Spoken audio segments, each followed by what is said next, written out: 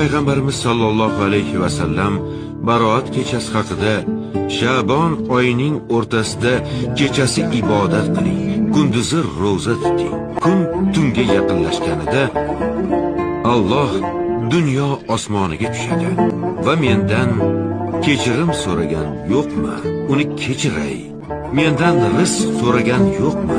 Unga rizq beray. Musibatga uchragan yo'qmi? Unga ofiyat beray deydi degan ekanlar.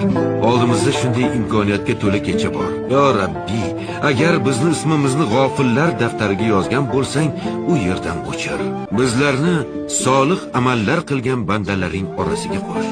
Bizlarni senga oshiq bo'lgan bandalaring daftariga yoz. Ertaga huzur mahsharda baroatimizni qo'limizga oladiganlardan qil. Yo Rabbiy, sen Rohimsan, Rahmonsan, G'ofursan, Hakimsan, Azizsan.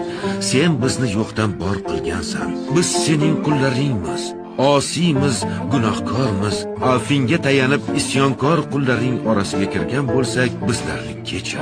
Amin.